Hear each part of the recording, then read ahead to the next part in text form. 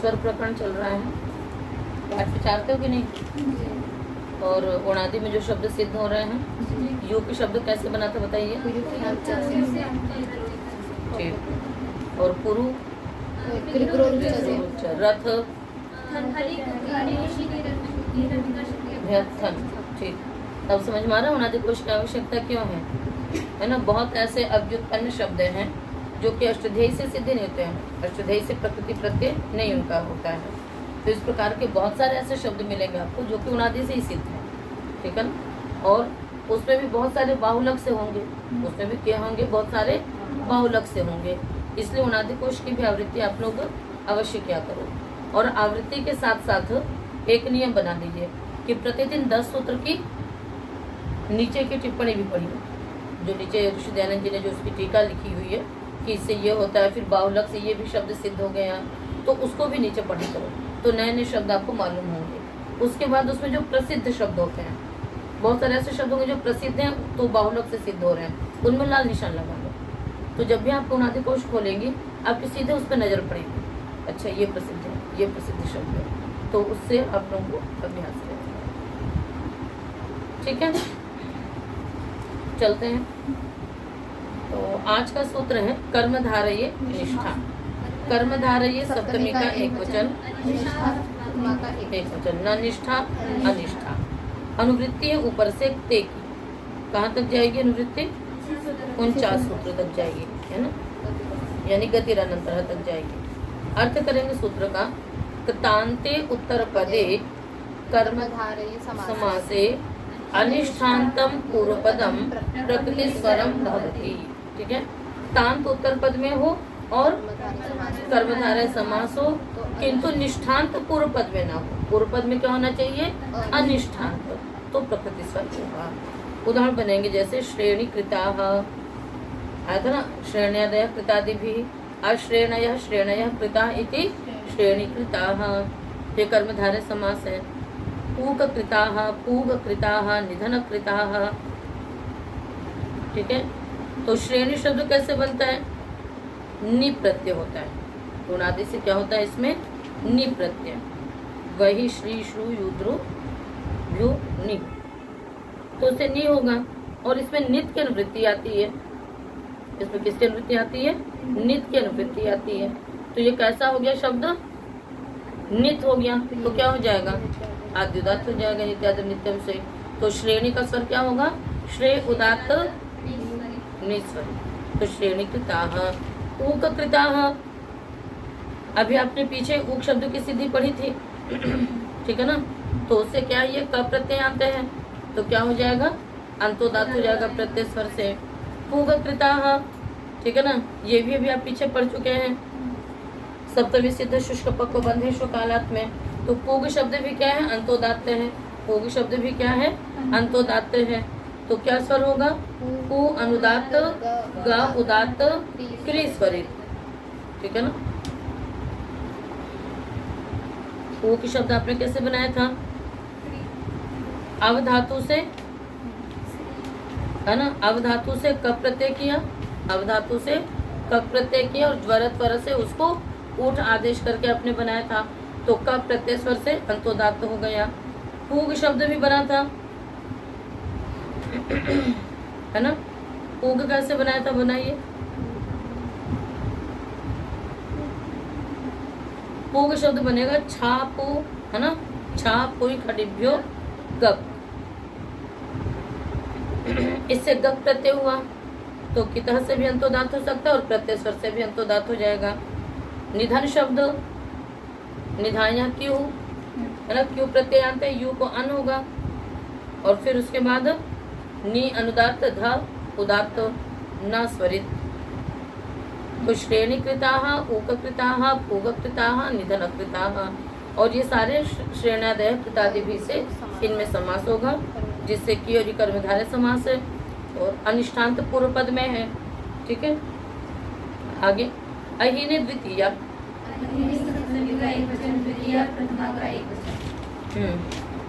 नहीनम अहीनम तस्मिन् अहीने, अहीनवाचिनि समासे तान्ते उत्तरपदे द्वितीयान्तं पूर्वपदं प्रकृति स्वरम भवति।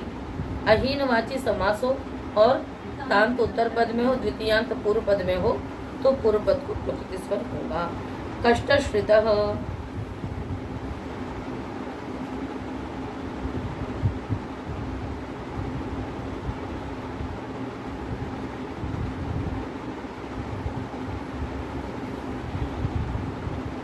ठीक है ना। तो पहले उदाहरण समझ लीजिए। कष्टम श्रित इति कष्टश्रितः त्रिशकल पतितः, इस पे क्या करोगे, त्रीणि शकलानि अस्य इति त्रिशकलः, और त्रिशकले पतितः इति त्रिशकलम पतितः इति त्रिशकल पतितः, ग्रामम गतः इति ग्राम गतः। तो द्वितीयाश्रितातीत पतित गतात्यस्त प्राप्त पन्नई से समास होगा। द्वितीयांत और सभी में तांत उत्तर पद में है, द्वितीयांत पूर्व पद में है। हमने कहा अहीनवाची समास। अहीन का मतलब क्या हो गया, जैसे कष्टम श्रितः, कष्ट को प्राप्त हुआ, तो पूर्व पद जो है वो उत्तर पद के साथ संश्लिष्ट है, अलग नहीं है उससे। कष्ट को प्राप्त किया, ग्राम को गया, है ना, त्रिशकल में है ना गया, गिरा, तो ये सब क्या है, जो पूर्व पद है वो उत्तर पद के साथ जुड़ा हुआ है, उससे वो अलग नहीं है। बस यही इसका अहीनवाचक है। ठीक है, क्या होगा, कष्ट का समास क्या होगा, बनाओ। कता प्रत्यय है तो प्रत्यय स्वर से अंतोदात हो जाएगा शब्द कष्ट। त्रिशकल पतितः में क्या होगा, त्रीणि शकलानि यस्य, बहुव्रीहि समास हुआ, तो बहुव्रीहि समास में त्रिशकल में बहुव्रीहि है तो त्रि को प्रकृति स्वर होगा। त्रि क्या है, फिट स्वर से उदात्त है। त्रि क्या है, फिट स्वर से उदात्त है। तो त्रि उदात्त रहेगा तो स्वरित हो जाएगा। त्रि उदात्त है तो स्वरित हो जाएगा। होगा कि नहीं हो जाएगा।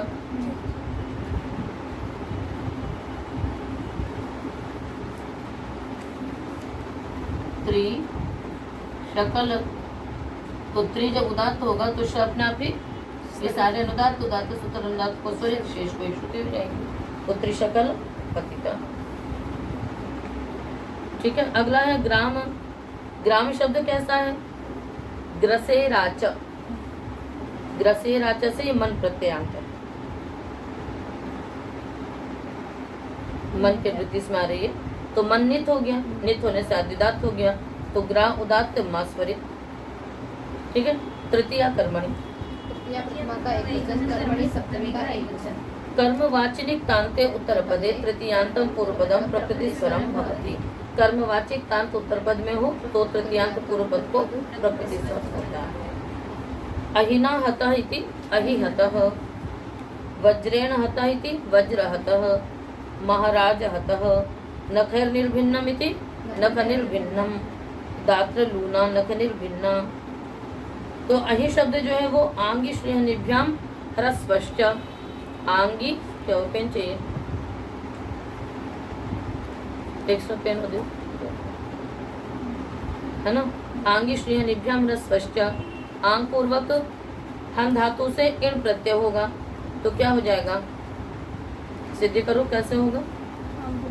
आंग पूर्वक हन धातु से इण प्रत्यय बना क्या रहे हम लोग, ह्रस्व होगा, तो क्या हो जाएगा, आ को आ हो गया। ठीक है, और उसके बाद फिर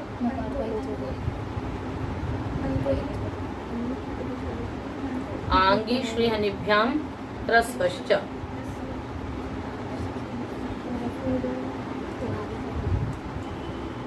उपधा का पूरे टी भाग का यहाँ पर लोप होगा, है ना, क्योंकि इसको डित माना गया। आंगी श्रीहनिभ्याम ह्रस्वश्च, चकार से इसको डित माना गया, किसको, इण प्रत्यय को। जब इण प्रत्यय डित हुआ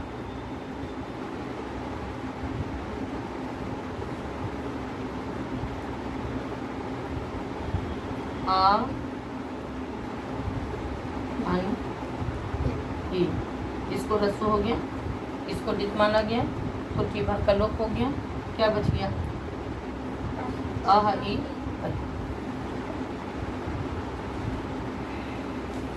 इसी प्रकार से और शब्द क्या है देखो,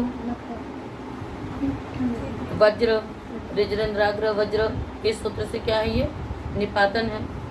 रक्त प्रत्ययांत, तो प्रत्यय स्वर से अंतोदात्त हो जाएगा, तो व अनुदात्त, ज्र उदात्त, महाराज शब्द राजा सखी भ्यष्ट से टच प्रत्यय जानते हैं, चिता संतोदात हो जाएगा। तो महारा अनुदात ज उदात्त ह स्वरित। नख निर्भिन्ना, नख शब्द कैसे बनता है मालूम है ना? न भ्राण न पान न वेदा से बनता है। नास्य खम स्थिति नख, तो न आगे ख, न शुभ्याम से ये अंतोदात्त है।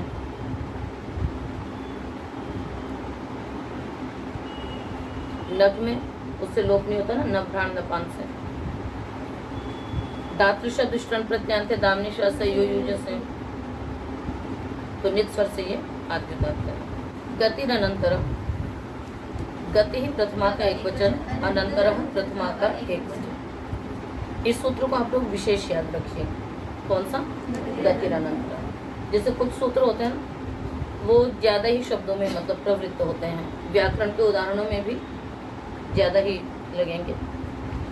तो गतिर अनंतर, अविद्यमानम अंतरम यस्य सह अनंतर, बहुव्रीहि समास कर लेंगे। कर्मणि की भी अनुवृत्ति है, ते की भी अनुवृत्ति है। किस किस की अनुवृत्ति है? कर्मणि की भी और ते की भी है। अर्थ होगा सूत्र का कर्मवाचिनी कांते उत्तर पदे। क्या अर्थ होगा?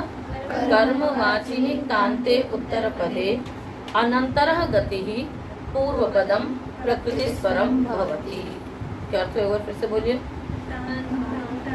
कांते नहीं, कर्मवाचिनी कांते हाँ, अनंतरः गति पूर्व पदम प्रकृति स्वरम भवति। कहते हैं कर्मवाचिक तांत। कर्मवाचिक तांत समझ रहे हैं आप तो क्या होता है? कर्म किस किस में आता है? कर्म कह रहे तब प्रत्यय कैसे आता है? कहाँ कहाँ होता है? कर्म में, भाव में, कर्ता में, तीनों में आता है। सामान्य रूप से कर्म और भाव में आता है। अकर्मक धातुओं से भाव में, सकर्मक से, और वैसे अकर्मक धातुओं से ही कहीं कहीं पर कर्ता में भी आता है। तो कर्तावाचिक तांत तो बिल्कुल नहीं होना चाहिए, भाव भी नहीं होना चाहिए, अपितु कर्म में जब तब प्रत्यय आएगा उसको यहाँ पर लिया जा रहा है। तो कर्मवाचिनिक तांते उत्तर पदे अनंतरः गति पूर्व पदम प्रकृति स्वरम भवति। अनंतरः गति का मतलब क्या हो गया? बिल्कुल अव्यवहित गति। ठीक है, जैसे प्रकृतः, उदाहरण क्या आपका? प्रकृतः, तो प्र आगे कृतः, रुकनी करने धातु सकर्मक है, पक्का है कि तब प्रत्यय किस में आया होगा? कर्मवाची में आएगा। तो ये तांत है, कर्मवाची, कर्म में तब प्रत्यय आया हुआ है, तो तांत क्या लिया जाएगा? प्रत्यय ग्रहण यस्मात् सब विद तदादि तदंत से ग्रहण भवति। तो ये आपका तांत है। अनंतरः गति, बिल्कुल बीच में किसी का व्यवधान नहीं होना चाहिए, है ना। जैसे मान लीजिए यदि आपका उत उपसर्ग लग गया या आंग उपसर्ग लग गया, तो ये इस वाले गति को तो उदात्त होगा, प्रकृति स्वर होगा, इस वाले को नहीं। आगे बात समझो। इसके उदाहरण वगैरह देते हैं, अभ्युद्धृतम इत्यादि। तो अनंतरः गति जो आपका प्र, उसको प्रकृति स्वर होगा। क्या होगा प्रकृति स्वर? बता। उपसर्गाश्चाभिवर्तक, यहाँ पर ये उपसर्ग है। क्यों उपसर्ग है? क्योंकि क्रिया के साथ इसका योग है, तो ये उपसर्ग होने के कारण से उदात्त हो जाएगा। उपसर्गाश्चाभिवर्तक दोनों एक ही हैं, अपने पास से भी कर सकते थे, पर जब धातु से बिल्कुल पूर्व में हो तो उपसर्गाश्चाभिवर्जम लगा लेंगे, वैसे होगा तो निपातः लगा लेंगे। तो प्रकृतः इसी प्रकार से है। प्रहृतः, तो क्रिया का स्वर क्या हो जाएगा? स्वरित। प्रहृतः का भी स्वरित। प्रकृतः प्रहृतः। आगे समझ में। तो गतिष्ठ से इसकी गति संज्ञा होती है। गति संज्ञा किससे होती है? गतिष्ठ से होती है। तादौ च नीति कृत्यतौ, गति की अनुवृत्ति आएगी आपकी 52 तक, अनंतरः की 51 तक। तादौ च नीति कृत्यतौ, तादौ सप्तमी का एक वचन, च अव्यपदम, नीति सप्तमी का एक वचन, कृति सप्तमी का एक वचन, अतौ सप्तमी का एक वचन।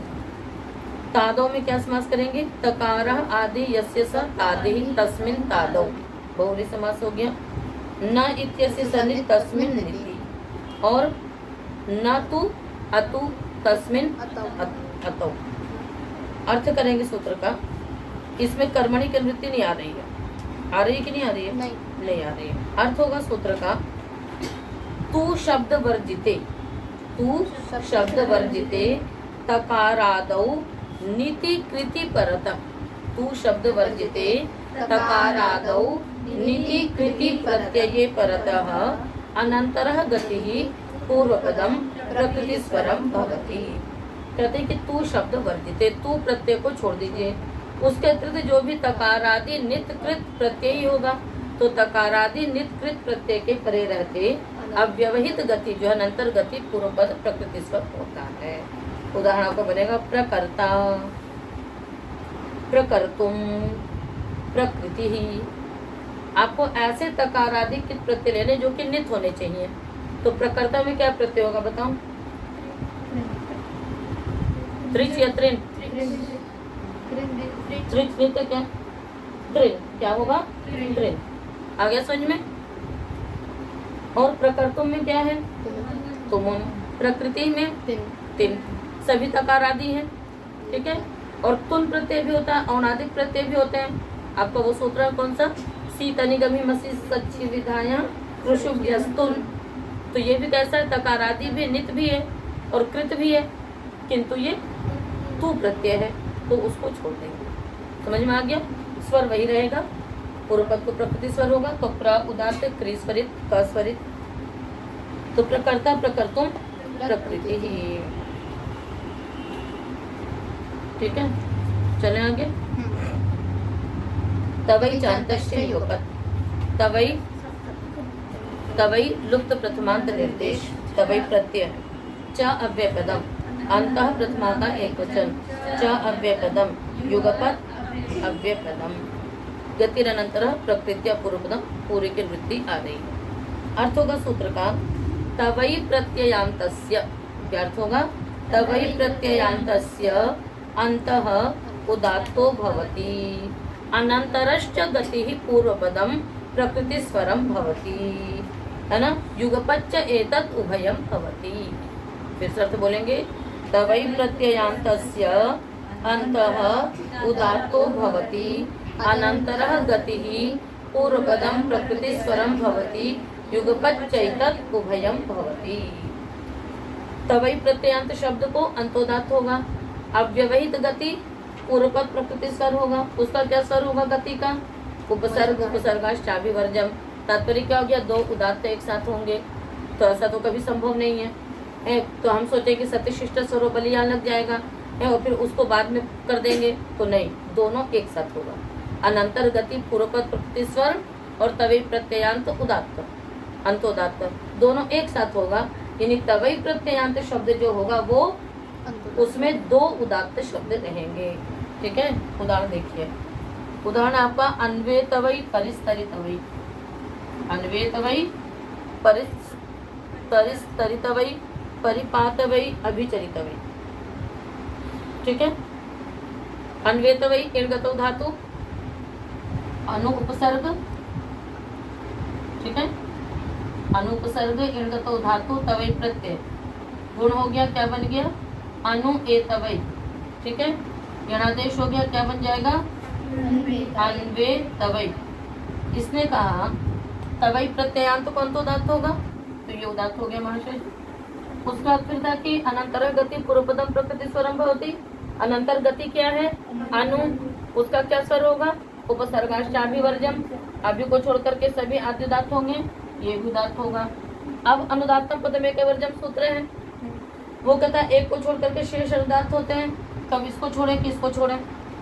इसका युगपद उभयम भविष्य, दोनों एक साथ होगा। यानी पूर्वपद प्रकृति स्वर भी रहेगा और ये अंतोदात्त भी होगा, ठीक है ना। तो एक तवई प्रत्ययांत शब्द ही ऐसे हैं जिनमें दो उदात्त होते हैं, अन्यथा कहीं पर भी दो उदात्त एक पद में नहीं है। बात समझ में आ गई? इसी प्रकार से आप परिस्तरी तवई बना लीजिए, स्त्री आच्छादने धातु से ईटागम करिए, तवई प्रत्यय करिए, तो स्तरी तवई अंतोदात्त होगा और परी को भी आद्योदात्त होगा, तो दो उदात्त रहेंगे। तो इसमें स्वर क्या होगा? पूरा आ उदात्त, वे स्वरित, ता अनुदात्त, वै स्वरित। स्वरित सूत्र एक श्रुति नहीं होगी, क्यों नहीं होगी? उदात्त स्वरित परस्य सन्नतरम, उदात्त पर है जिससे आपका स्वर क्या था, वही उदात्त है, ये भी उदात्त है, ये स्वरित है। स्वरित स्वतर अनुदात्त को एक श्रुति की प्राप्ति हुई, किंतु उदात्त स्वरित परस्य सन्नतर, उदात्त पर है जिससे, स्वरित पर है जिससे, उसको सन्नतर ही रह जाता है। सन्नतर माने अनुदात्त, सन्न संज्ञा है अनुदात्त की, तो ये अनुदात्त ही रह जाएगा। समझ में आया? नहीं आया तो देखो कितना है तुम लोग, ये उदात्त है ना, ये भी उदात्त है। उदात्त सूत्र अनुदात्त को आपने स्वरित किया, ठीक है, ये अनुदात्त था, अनुदात्त पदवी को जब दोनों को अनुदात्त किया था हमने। अब स्वरित सूत्र अनुदात्त को एक श्रुति की प्राप्ति होती है, तो यहाँ पर नहीं होगा, क्योंकि उदात्त स्वरित परस्य सन्नतर, उदात्त पर है अथवा स्वरित पर है तो अनुदात्त को एक श्रुति नहीं होगी, अभी तो सन्नतर रह जाएगा, तो उसको फिर अनुदात्त ही रह जाएगा।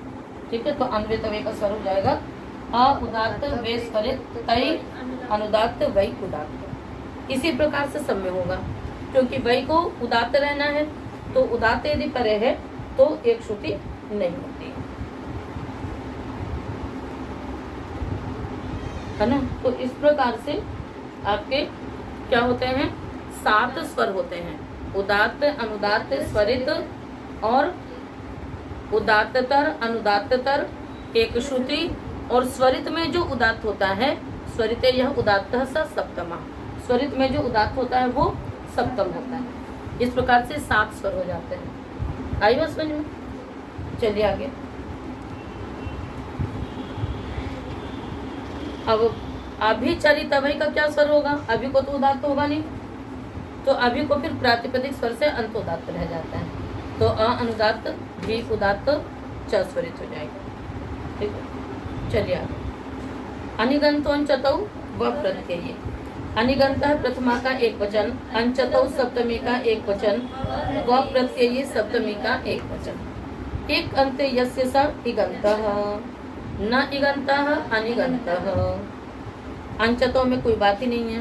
वकारः प्रत्यय यस्य स व प्रत्ययः तस्मिन् व प्रत्यये। अनिगंतः गतिः, अनिगंतः गतिः, व प्रत्ययान्ते अंचतौ परतः। अनिगंतः गतिः व प्रत्ययान्ते अंचतौ परतः प्रकृति स्वरूप भवति, है ना। अनिगंत जो गति है, यानी इगंत नहीं होनी चाहिए, ऐसी जो गति, वो व प्रत्ययांत शब्द के परे रहते प्रकृति स्वर को प्राप्त करता है। व प्रत्ययांत शब्द कौन से होंगे? व प्रत्ययांते अंचतौ परतः, व प्रत्ययांत अंचति के परे रहते अनंतर गति प्रकृति, ये अनिगंत गति प्रकृति स्वर को प्राप्त करता है। तो अंचति से हम जो क्विन प्रत्यय करते हैं ना, क्विन कह रहे हैं, क्विक प्रत्यय, क्विन किससे? ऋत्विक दध्रिक गंचु युजुकृ चांच, है ना, ऋत्विक दध्रिक, हाँ, अंचु, ठीक है ना। तो अंचु पद, अंचु धातु से हम क्या करते हैं, यहाँ पर क्विन प्रत्यय करते हैं, और क्विन का ना भी चला जाता है, का भी चला, हालांकि वह भी जाता है, वह का भी लोप होता है, फिर भी उसको वह प्रत्ययांत माना जाएगा। तो वह प्रत्ययांत अंचति के परे रहते अनिगंत प्रकृति, अनिगंत गति प्रकृति स्वर होता है। उदाहरण बनेगा आपका प्रांग प्रांचौ प्रांचः, परांग परांचौ परांच। अनिगंत इसलिए कह दिया कि प्रति को न हो जावे, किसको न हो जावे, तो प्राण देखो, एक अच्छा पेन देखो, प्र आगे अंचो क्विन प्रत्यय होगा, है ना। फिर उसका क्या बचेगा? वह का भी लोप हो जाएगा, वेर प्रत्यय से रह गया अंच। ये वह प्रत्ययांत अंच है, जिसको क्या हो जाएगा? प्रकृति स्वर, प्र को उदात्त होगा, और फिर उसके बाद ये सब अनुदात्त रहेंगे। उदात्त और अनुदात्त का एकादेश उदात्त ही माना जाएगा, तो क्या रहेगा? प्रांच। इसके बाद स्वादित्पत्ति करेंगे, ठीक है। फिर प्रत्यय से उसे, फिर प्रत्यय से उसे कवर्गादेश करेंगे, तो क्या बनेगा? और हाँ, पहले संयुगांत लोप कर लेंगे, संयुगांत लोप करेंगे, और हल्ग्यादि लोप करेंगे, संयुगांत लोप करेंगे, क्या बच जाएगा? प्राण। और यहाँ को खुद को करके क्या बन जाएगा? यहाँ से मिलता जुलता पंचम अक्षर हो जाएगा, बन जाएगा प्राण। प्रांग प्रांचौ प्रांच, प्रांचम प्रांचौ, ऐसी सिद्धि होगी।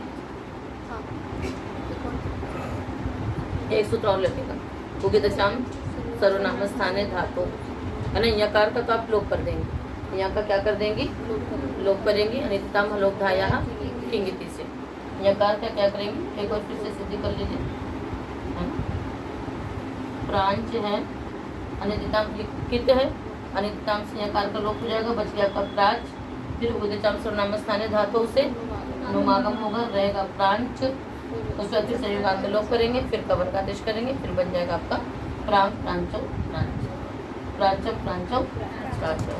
इसी प्रकार से परांग परांचौ परांचौ, उदात्त सूत्र अनुदात्त को स्वरित हो जाएगा। तो प्रांग का तो स्वर उदात्त रह जाएगा, प्रांचौ में प्रा उदात्त चौ स्वरित, प्रांचा में भी प्रा उदात्त च स्वरित, परांग में प उदात्त रा स्वरित। इसी प्रकार से सबके स्वर चलेंगे, ठीक है।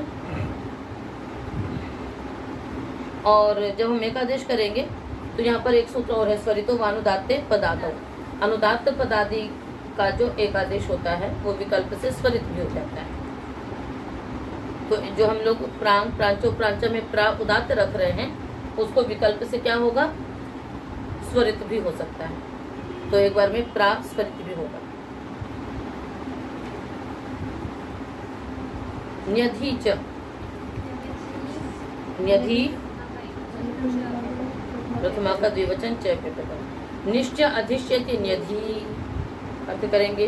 नि अधि इत्येतौ पूर्व पदौ प्रकृति स्वरौ भवतः व प्रत्ययांते अंचतौ परतः, ठीक है ना। अब नि अधि इगंत थे, इसलिए इसको अलग से कहना पड़ा कि यदि व प्रत्ययांत अंचति उत्तर पद में होगा, परे होगा, तो नि अधि पूर्व पद में प्रकृति स्वर होंगे।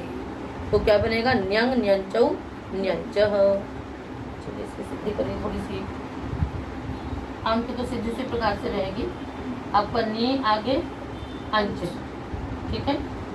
नी उदात्त हुआ, यणादेश होगा, ये सब अनुदात्त हो गए। उदात्त के स्थान पे यणादेश हुआ तो उससे परे अनुदात्त को स्वरित हो गया, तो क्या हो जाएगा? न्यंच।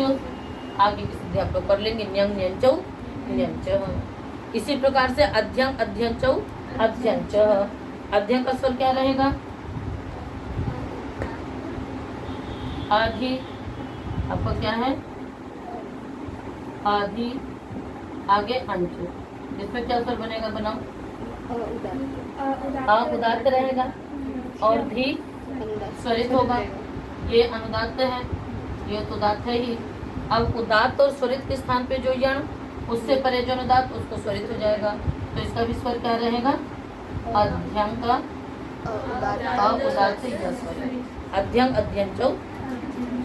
तो ये सूत्र आप लोग याद रखा करिए ना, उदात्त स्वरित योर्यण स्वरितो अनुदात्तस्य। मतलब ऐसे तो स्वर प्रकरण में बहुत सारे सूत्र हैं, किंतु कुछ सूत्रों को याद रखना है। जैसे आप अनुदात्तम पदमेय के वर्जम याद रखते हैं, उसी प्रकार से एकादेश उदात्त अनुदात्त भी रखिए। कहाँ के लिए? जहाँ पर आप एकादेश कर देंगे दो पदों का, और जहाँ पर यणादेश होगा उसके लिए उदात्त स्वरित योर्यण स्वरितो अनुदात्तस्य, ये याद रखिए। उदात्त निवृत्ति स्वर भी याद रखना आपको, गतिरनंतर याद रखिए, ठीक है। और बाकी फिट सूत्र है, उपसर्गाश्चाभिवर्जम है, धातु है, चितः है, इन इत्यादि नित्यम है। तो कुछ ऐसे हैं, चित स्वरितम है, यतो नावह है। तो कुछ स्वर सूत्र ऐसे हैं जो प्रायः करके सामान्य रूप से कार्य आते हैं, और कुछ शब्द विशेष के लिए हैं। तो जो शब्द विशेष के लिए वो तो आपको सूत्र से याद रहेंगे, किंतु कुछ ऐसे हैं जो कि प्रायः करके प्रवृत्त होते रहते हैं। तो उन सूत्रों को दिमाग में स्थित रखना चाहिए, ठीक है। तो आज का पाठ इतना ही रखते हैं। एक सूत्र और कर लीजिए, ईषद अन्यतरस्याम। ईषद अव्यपदम अन्यतरस्याम सप्तमी का एक वचन। ईषद इत्येतत् पूर्वपदम विकल्पेन प्रकृति स्वरम भवति। ईषद यह पूर्वपद विकल्प से प्रकृति स्वर होता है। ईषद कडारः, ईषद कडारः, ईषद पिंगलः, ईषद पिंगलः। समासस्य से अंतोदात्त होता। ईषद चासो कडारश्चेति ईषद कडारः, ईषद कृता। इससे यहाँ पर समास हो गया आपका। समास से संतोदात होता है, इसने कहा कि विकल्प से प्रकृति स्वर होगा। तो एक बार क्या होगा बताइए, ईषद प्रातिपदिक स्वर से पूर्व पद अंतोदात हो जाएगा, तो ई अनुदात एक बार तो समास से संतोदात होगा और एक बार स्वर होगा ईषद, इसका स्वर हो जाएगा ये प्रातिपदिक स्वर से ये अंतोदात होगा, तो ई अनुदात श उदात का स्वरित शेष एक श्रुति, तो ईषद कडारः ईषद पिंगलः। ठीक है, तो आज का पाठ इतना ही रखते हैं, शेष आगे।